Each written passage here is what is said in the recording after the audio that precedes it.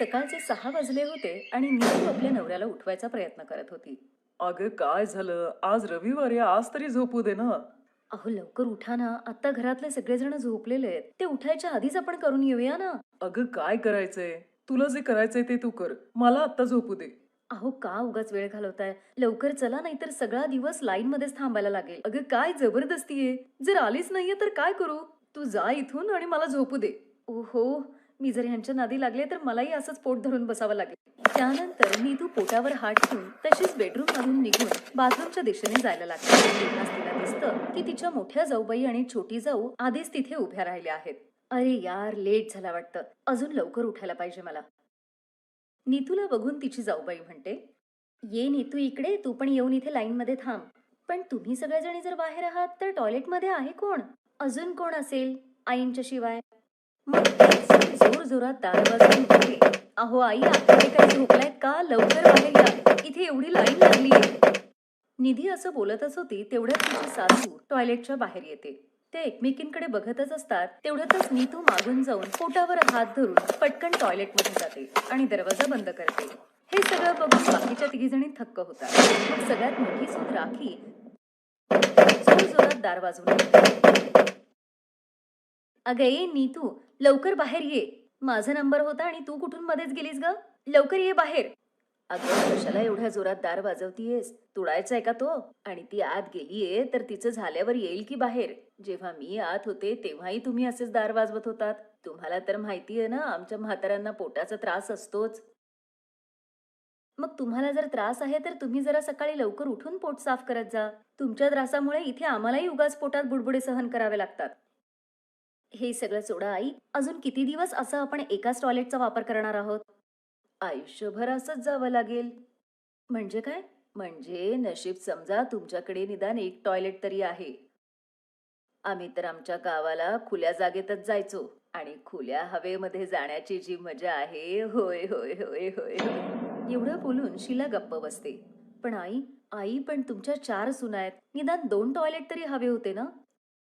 "आली मोठी 2 टॉयलेटवाली. हे घर आहे, काही हॉटेल नाही 2-2 टॉयलेट बांधायला."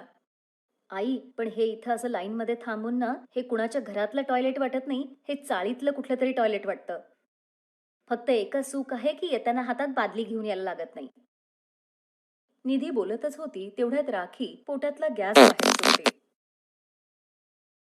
त्या वासाने सगळ्याजणी आपल्या नाकावर हात ठेवतात. मग त्यावर शीला म्हणते, "अरे अरे देवा, काय खाल्लं होतं हिने देव जाणे रात्री. इतका घाणेरडा वास येतोय.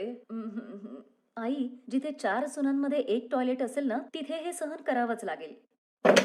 मग राखी पुन्हा दरवाजा वाजवून म्हणते, "अगं लवकर बाहेर ये माझी आई. आता तर अजिबात थांबू शकत नाहीये मी." असं म्हणून राखी पुन्हा दार वाजवू लागते. त्यांची एकत्र फॅमिली होती, जिथे 4 सुना आणि 4 मुलं राहत होती आणि सगळ्यांसाठी केवळ एकच टॉयलेट होतं. घरातले सगळेजण एकच टॉयलेट वापरत होते. तसं म्हणायला तर त्या घरात 2 टॉयलेट होते, पण दुसऱ्या टॉयलेटची हालत खराब होती आणि त्यामुळे ते टॉयलेट कधी वापरलंच जात नव्हतं. बिचाऱ्या त्या सुनांचा अर्धा दिवस तर आपला नंबर कधी येईल याची वाट बघण्यातच जायचा आणि त्यातून बिचाऱ्यांच्या घरी पाहुणे आले मग तर सगळं धन्यच होतं. असंच एक दिवस दरवाजावरची बेल वाजते तेव्हा नीतू दरवाजा उघडते. मॅडम, रश्मीजींचं पार्सल आलंय. "थांबा, मी आत्ता तिला बोलवते." "रश्मी, ए रश्मी, लवकर ये, तुझं पार्सल आलंय बघ." "आले ताई." हे घ्या. पार्सल देऊन तो कुरिअर बॉय तिथून जायला लागतो तर त्यांना म्हणतो, तुमची हरकत नसेल तर मी तुमच्या घरातलं टॉयलेट वापरू शकतो का? का? का म्हणजे हा तर नेचर कॉल आहे. कधीही येऊ शकतो. आणि यावेळी माझ्यासाठी हे खूप अर्जंट आहे. "ताई, आत्ता कोणी नसेल ना टॉयलेटमध्ये? पण आता यांना इमर्जन्सी आहे तर काय करू शकतो?" "घेऊन जा त्यांना." रश्मी त्याला टॉयलेट दाखवायला जाते. पण तो कुरिअर बॉय दरवाजा उघडायचा प्रयत्न करतो तर उघडत नाही. तेवढ्यात आतून आवाज येतो, "आता कोण आहे रे? निदान इथे तरी शांततेने बसू दे. सकाळी जाऊ देत नाही, दिवसभर असेच त्रास देत राहतात. आता जोपर्यंत कार्यक्रम पूर्ण होत नाही तोपर्यंत मी बाहेरच येणार नाही." "अहो ताई, हळू बोला. कोणी ऐकलं तर काय विचार करतील?" "ऐकू दे, कोणाला ऐकायचं असेल ते. निदान कळेल तरी सगळ्यांना कशी अत्याचारी सासू आहे आपली ते. 4 सुनांसाठी केवळ एकच टॉयलेट ठेवलंय." त्यानंतर रश्मी त्या माणसाला म्हणते, माफ करा, पण तुम्हाला थोडंसं थांबावं लागेल." काही हरकत नाही. मला त्यांच्या एवढी इमर्जन्सी नाहीये." असं बोलून तो माणूस पाय क्रॉस करून उभा राहतो, पण बराच वेळ थांबून देखील निधी बाहेर येत नाही. मग मात्र तो माणूस तिथून जायला निघतो. तेव्हाच रश्मी मागून आवाज देत त्याला म्हणते, अहो थांबा तर, कुठे जाताय तुम्ही? तुमचं काम संपूनच जा. मला अजिबात नाही थांबायचंय. मी जर अजून वाट पाहिली तर माझी पॅन्ट इथंच ओली होऊन जाईल. यापेक्षा तर मी बस स्टँडवरच्या सुलभ शौचालयात जातो. एवढं बोलून तो माणूस तिथून पळत पळत निघून जातो. रश्मी आपल्या डोक्यावर हात ठेवून बसते. काही महिने असेच जातात, पण टॉयलेटचा प्रश्न जशाचा तसाच होता. एक दिवस शीला बाहेर गेल्यानंतर या चारही सुना एकत्र बसून या प्रश्नावर तोडगा काढायचा विचार करतात. हे भगवान, ही काय वेळ आलीये आपल्यावर. सासूच्या चुगल्या करायच्या ऐवजी टॉयलेटच्या प्रश्नावरती बोलायला बसलोय आपण. हे सगळं सासूबाईंमुळेच झालंय. ते सगळं तर ठीक आहे, पण आता त्यांना मनवायचं कसं दुसऱ्या टॉयलेटसाठी त्याचा विचार करा.